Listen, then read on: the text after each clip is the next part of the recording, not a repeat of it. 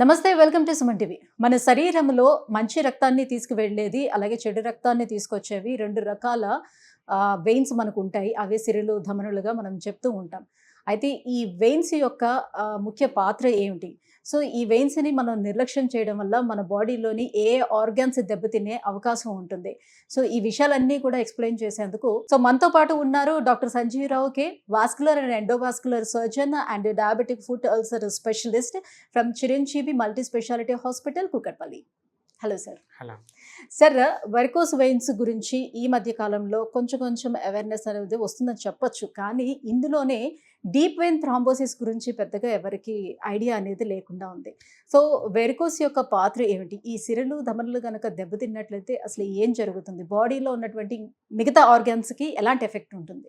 ముఖ్యంగా మనం మాట్లాడుకుంటే ఈ డీప్ వీనస్ థ్రాంబోసిస్ అంటే డీవీటీ. అంటే డీవీటీ అనే దానికి ఫుల్ అబ్రివేషన్ అంటే డీప్ వెయిన్ థ్రాంబోసిస్. అంటే డీప్గా ఉన్న వెయిన్స్ యొక్క రక్తం గడ్డకట్టడం అనమాట.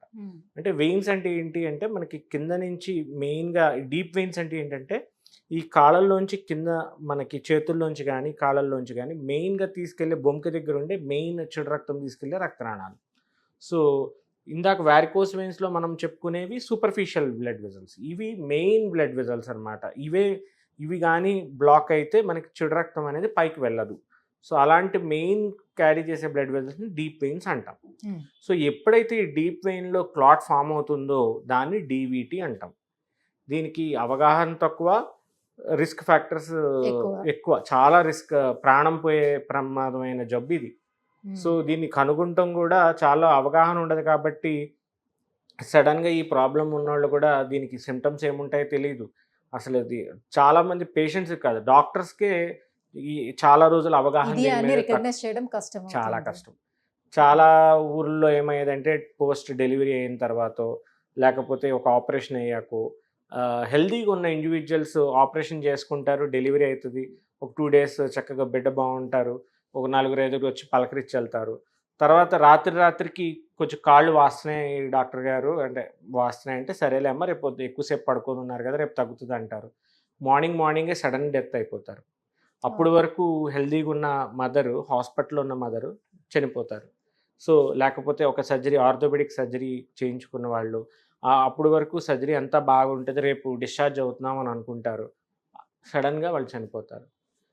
కొన్ని కండిషన్స్లో మనం ఓసీ పిల్స్ వాడతారు బర్త్ రాకుండా, అదే పిల్లలు పుట్టకుండా బర్త్ కంట్రోల్కి.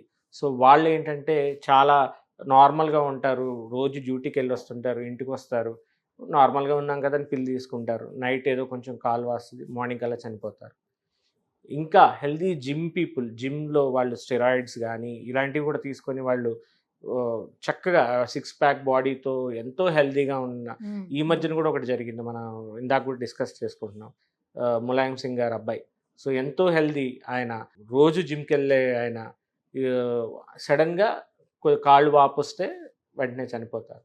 ఇలాంటి అసలు దీనికి చాలామంది ఏమనుకుంటారంటే ఎవరో చేతపడి చేయించారు, లేకపోతే ఇంత బాగున్న వాళ్ళు ఎందుకు చనిపోయారు, వెంటనే ఎందుకు చనిపోయారు, మా మీద ఎవరో ఏదో ప్రయోగం చేశారు, ఏదో ఇంటికి పట్టుకెళ్ళారు, లేకపోతే ఏది పట్టుకెళ్ళారు, ఏది కాదు. ఇది చాలా కాలం అవగాహన లేక ఈ డెత్స్ అన్నిటినీ ఏదో చేతబడనో బాణమతనో ఏవో రకరకాలు, ఇక ఊర్లో వాళ్ళకి ఏంతో తోస్తే అది ఎవరో దిష్టి పెట్టి చేయించారనో, ఇవన్నీ దీన్నిటికి, ఈ చావులన్నిటికీ మెయిన్ కారణం ఏంటంటే DVT followed by pulmonary embolism.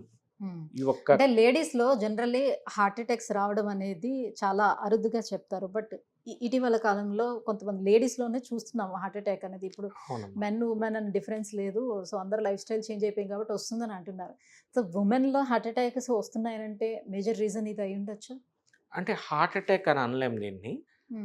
ఎప్పుడైతే ఈ క్లాట్ని మనం నెగ్లెక్ట్ చేస్తామో క్లాట్ వెళ్ళి లంగ్స్ని బ్లాక్ చేస్తుంది. హార్ట్ నుంచి వెళ్ళి ఈ చెడు రక్తం అంతా నార్మల్గా ఏమవుతుందంటే హార్ట్కి రీచ్ అయ్యి హార్ట్ నుంచి లంగ్స్కి వెళ్తుంది. ఆ లంగ్స్లో ప్యూరిఫై అవుతుంది బ్లడ్, అంతే కదా, మళ్ళీ మన ఆక్సిజన్ నుంచి ఆక్సిజనేటెడ్ అవుతుంది.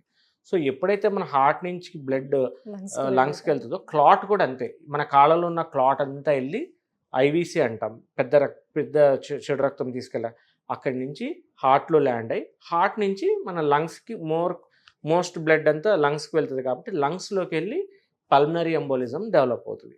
సడన్గా ఊపిరాటం బంద్ అయ్యి కొంతమందిలో అయితే కొంతవరకు సాచురేషన్ తగ్గి ఆయాసంతో ప్రజెంట్ అవుతారు. ఇంకొంతమంది సివియర్ పల్మనరీ ఎంబోలిజం అయితే అప్పటికప్పుడే ఊపిరి అందక చనిపోతారు. సో అది పల్మనరీ ఎంబోలిజం. అది హార్ట్ అటాక్ అని అనడానికి మనం లేదు, కానీ సిమ్టమ్స్ అలాగే ఉంటాయి. సడన్గా గుండె బ్లాక్ అయినట్టు, అక్కడ నొప్పి రావటము, ఊపిరి అందకపోవటము, చనిపోవటము. సో ఇది ట్రూ హార్ట్ అటాక్ కూడా కాదు. అంటిల్ అన్లెస్ మనం పోస్ట్ మార్టం చేసి ఆ క్లాట్ అక్కడ దానిలో ఉంది అని మనం చూస్తే కానీ we don't know whether it is a pulmonary embolism or a sudden cardiac arrest. So రెండు ప్రెజెంటేషన్ ఒకేలాగా ఉంటుంది కాబట్టి చాలామంది ఇది మాకు హార్ట్ అటాక్ వచ్చి చనిపోయారు అని అనుకుంటారు. కానీ that is not a true heart attack. That is due to pulmonary embolism. Lungs అనేది బ్లాక్ అవటం వల్ల వచ్చే ప్రాబ్లం అనమాట. సో ఈ డీప్ వెయిన్ థ్రాంబోసిస్ అనేది ఎవరిలో ఎక్కువగా చూడొచ్చు? మెన్ అండ్ ఉమెన్ అనే కాకుండా ఎలాంటి వృత్తుల్లో ఉండే వాళ్ళలో కూడా ఎక్కువగా చూడొచ్చు? ఎక్కువ కామన్గా ఇప్పుడు మనం చూస్తే ఈ సమ్మర్లో డీహైడ్రేషన్ వెరీ వెరీ ఇంపార్టెంట్ అమ్మ. ఈ డీహైడ్రేషన్లో మనకి ఏంటంటే రక్తం చిక్కపడడం వల్ల ఈ పల్మనరీ డీవీటీ రావటము ఫాలోడ్ బై పల్మనరీ ఎంబోలిజం అనేది చూస్తాం. ఎక్కువ డీహైడ్రేషన్ లేకుండా మనం చూసుకోవాలి. 2 డయాబెటిక్స్, మనకు షుగర్ ఉన్న పేషెంట్స్లో కూడా క్లాటింగ్ ఫెనామినా కొద్దిగా ఎక్కువ ఉంటుంది. అండ్ 3rd స్మోకర్స్, సిగరెట్లు తాగే వాళ్ళల్లో తంబాకు, ఈ టొబాకో ప్రొడక్ట్స్ ఏదైతే వాడుతుంటారో సిగరెట్ లాగా కావచ్చు, లేకపోతే వాళ్ళు ఆకులాగా తిన్నా కావచ్చు, ఇలాంటి స్మోకర్స్లో చూస్తుంటాం. ఇవన్నీ కాకుండా మనము ఎవరిలో మన పోస్ట్ సర్జరీ ఇందాక మనం డిస్కస్ చేసినప్పుడు పోస్ట్ సర్జికల్ పేషెంట్స్ అంటే ఎక్కువసేపు అలా పడుకొని ఉండి, ఇప్పుడు ఆర్థోపెడిక్ ఫ్రాక్చర్స్ అయితే ఒక పోస్ట్ ఆప్గా పడుకొని ఉండాలి. ప్రెగ్నెన్సీ, మన డెలివరీ అయిన తర్వాత కూడా బెడ్ మీద ఉంటారు. ఆ హార్మోనల్ ఇన్ఫ్లుయెన్స్కి కూడా క్లాట్స్ ఫామ్ అయ్యే ఛాన్సెస్ ఎక్కువ. ఇవన్నిటితో పాటు ఇంకొంతమందిలో రక్తం గడ్డగట్టే తత్వమే ఉంటుంది. వాళ్ళలో హైపర్ కోయాగుబుల్ కండిషన్స్ అంటాం. లైక్ అది మనం తీసుకుంటున్న టాబ్లెట్స్ వల్ల, లైక్ ఓసీ పిల్స్ కానీ ఇలాంటి వాటిల్లో కూడా హైపర్ కోయాగుబుల్. ఇంకొకరికి జెనెటికల్గానే హైపర్ కోయాగుబుల్ కండిషన్స్ వస్తాయి. వీళ్ళందరిలో కూడా డీవీటీ అనేది అయ్యే రిస్క్ చాలా ఫాస్ట్గా ఉంటుందని మనం చెప్పుకోవచ్చు. డీవీటీని డయాగ్నోస్ చేయడానికి ప్రస్తుతం మనకు అందుబాటులో వచ్చినటువంటి పరికరాలు ఏమున్నాయి లేటెస్ట్? దీన్ని ఈజీగా డయాగ్నోస్ చేయొచ్చమ్మా. చిన్న డాప్లర్ స్కాన్ అనేది మీరు వచ్చినట్టయితే, మన చిరంజీవి హాస్పిటల్కి వచ్చినట్టయితే వెంటనే మనం ఆ డాప్లర్ స్కాన్ చేసి చూసి మన క్లాట్ ఉందో లేదో చెప్తాము. అదే ఒకవేళ లంగ్ క్లాట్ కూడా మనం సస్పెక్ట్ చేసినట్టయితే సిటీ స్కాన్ ఒకటి చేస్తాం. సిటీ పల్మనరీ యాంజియోగ్రామ్ అనేది చూస్తాం. దీనిలో మనకి ఇది క్లారిటీగా క్లినికల్ సిమ్టమ్స్, కాల్ సడన్గా వాసిపోయి నొప్పి సడన్గా ఉన్నవాళ్ళు కంపల్సరీ దీన్ని సస్పెక్ట్ చేసుకొని వెంటనే హాస్పిటల్కి వెళ్ళాలి. అంతేగాని ఏదో నొప్పి ట్యాబ్లెట్ వేసుకొని నొప్పే కదా, వాపే కదా, తగ్గిపోతుందిలే అని నెగ్లెక్టే చేయకూడదు. డీవీటీ ఉంటే ఇలాంటి సిమ్టమ్స్ ఉంటే సడన్గా కాళ్ళు వాయడము, నొప్పి తీవ్రంగా ఉండడం, నడవలేని పరిస్థితి రావడం ఉన్నప్పుడు వెంటనే హాస్పిటల్కి వచ్చి చూపించుకోవాలి. దీనికి ఇప్పుడు చక్కటి ట్రీట్మెంట్ అందుబాటులో ఉంది. 100% క్యూరబుల్ డిసీజ్ ఇప్పుడు. ఓకే. సో ప్రెజెంట్ అందుబాటులో ఉన్నటువంటి ట్రీట్మెంట్ ఏంటి? ఇది బయటికి కనిపించేది కాదు కాబట్టి, సో డీప్ వెయిన్ అన్నారు. సో లోపల ఎక్కడో ఉంటుంది, తెలియదు కాబట్టి, సో ఎలా దాన్ని ట్రీట్ చేస్తారు? ఎటువంటి ట్రీట్మెంట్స్ అందుబాటులోకి వచ్చేసాయి? ఇప్పుడు చాలా అడ్వాన్స్డ్ ట్రీట్మెంట్స్ దీనికి అందుబాటులో ఉన్నాయమ్మా. దీనికి మేజర్ సర్జరీ లాగా ఏమి ఉండదు. ఒక్క చిన్న సూదితోనే లోపలికి మేము వెళ్ళి ఈ క్లాట్ అంతటిని సక్ చేసి బయటకు తీసేస్తాం అనమాట. ఇలాంటి ఫార్మకో మెకానికల్ థ్రాంబోలైసిస్ అని చాలా అడ్వాన్స్డ్ పరికరాలు మనకి చిరంజీవి హాస్పిటల్ అందుబాటులో ఉన్నాయి. ఇవి వరకు ఓన్లీ ఫారిన్ కంట్రీస్లోనే ఉండే యాంజియోజెట్ కానీ, పెనుంబ్రా సిస్టమ్ కానీ, క్లీనర్ ఎక్స్టీ అని ఇలాంటి మల్టిపుల్ డివైజెస్ అన్నీ ఇప్పుడు మనకు అందుబాటులో ఉన్నాయి. పేషెంట్కి అడ్వాంటేజ్ ఏంటంటే ఎంత కాంప్లెక్స్ డిసీజ్ కూడా ఒక చిన్న నీడిల్తోనే ట్రీట్మెంట్ అవుతుంది. ఎవరిలో అయితే ఈ క్లాట్ పైకి వెళ్ళి లంగ్స్లో మైగ్రేట్ అవుతున్నాయో, రిస్క్ ఎక్కువ ఉందో వాళ్ళల్లో ఐవీసీ ఫిల్టర్ అనేది కూడా వేయటం జరుగుతుంది. అలాంటి ఫిల్టర్ సిస్టమ్ కూడా మనకి ఇప్పుడు అందుబాటులో ఉంది.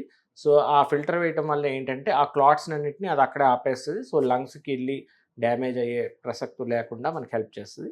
సో ఇవి కాకుండా కొంతమందిలో మనం మందులతో కూడా రక్తం పల్చి మందులు కూడా పెట్టి కూడా వీళ్ళని డీవీటీ తగ్గించే ట్రీట్మెంట్ ఉంది.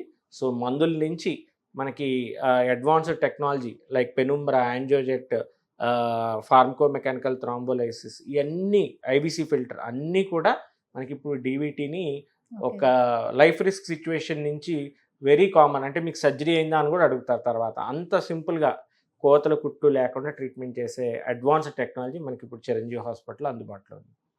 Thank you sir. So DVT అంటే ఏంటి, సో డైలీ లైఫ్లో మనం చేస్తున్నటువంటి ఎటువంటి మిస్టేక్స్తో కూడా డీవీటీ వచ్చే అవకాశం ఉంటుంది, దీనికి అందుబాటులో ఉన్నటువంటి ట్రీట్మెంట్స్ గురించి కూడా తెలియజేసినందుకు thank you so much. Thank you.